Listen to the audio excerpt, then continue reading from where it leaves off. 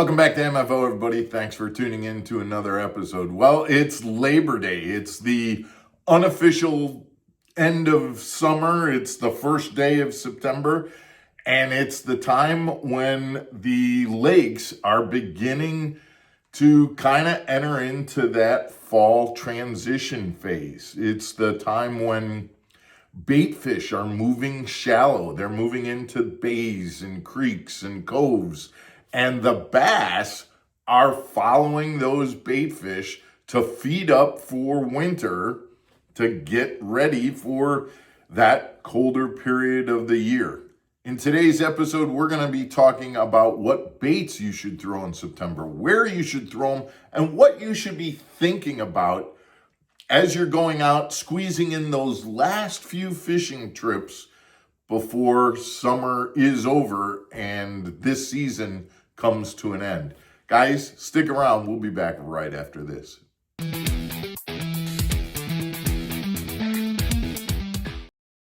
Welcome back to Mark Fisher Outdoors, everybody. I'm Mark Fisher, and we're talking about the best baits to throw in September.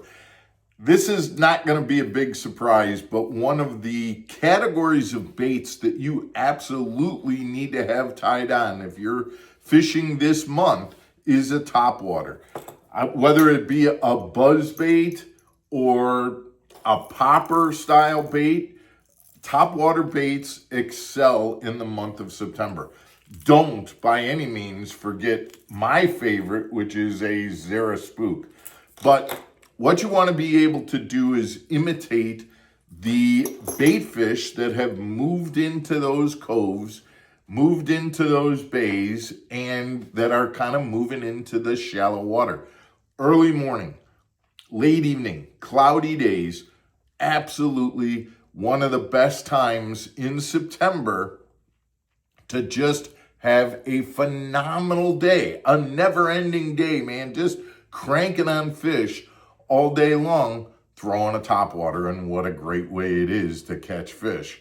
So imitate the bait fish that you have moving shallow, typically shad, and throw those topwaters. You can get some big bites and phenomenal explosions throwing a topwater in September. Now, let's say that it's September, you've got a little bit of wave action going on, and we all know that September can be a month where the wind blows a little bit. Now, at that point, instead of throwing topwaters, you want to throw something that works subsurface. And my suggestion in that situation would be throwing either a chatterbait, a lipless crankbait, or potentially a swim bait. Maybe even an A-rig if they're allowed in your area.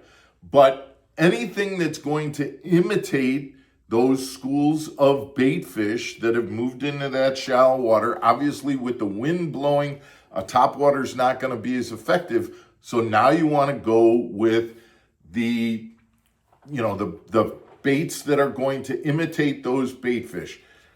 A rattle trap, a chatterbait, and if you're imitating shad, maybe in a white color, or like I said, some kind of a swim bait, or potentially even an A-rig is a great tool to use in the fall. Now, in certain sections of the lake, if you've got dying weed flats or rock transition points, something along the lines of a lipless crankbait would work as well. A bait that'll get down, say 6 feet, tick the tops of those dying weed flats, or work near those rock edges or rock points, things like that. A lipless crankbait would work wonders also. And then finally, the thing that I don't want you to forget about is throwing a jig. To be honest, we don't all have shad in our lakes. The bait fish are still going to be moving shallow, and those bait fish might be things like bluegills. And so imitating bluegills, crayfish, things like that would 100% be a good bait to throw. There's a couple of plastics that I am thinking about that I would recommend throwing in addition to the baits that I've talked about. A fluke is a phenomenal shad imitator, and one, again, that imitates dying shad, especially if you put this fluke on either a hover rig or the new shimmy rig from Core Tackle. That fluke can be a phenomenal bait to throw in the fall. And if you're a Senko kind of guy like I am, maybe switching over to a white type of Senko and throwing a Senko in those shallow water areas is also a great idea, in addition to the baits that I've already mentioned.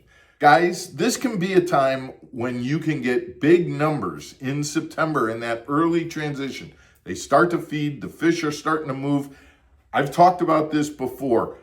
There are certain times of year when fish are moving in one direction. In the spring, they're moving shallow to spawn. Well, this is another time when typically, if you can time it right, the fish are following the bait fish. They're moving from their deeper summer habitats to shallow water. So you can pretty much count on the fact that those bass are following those bait fish.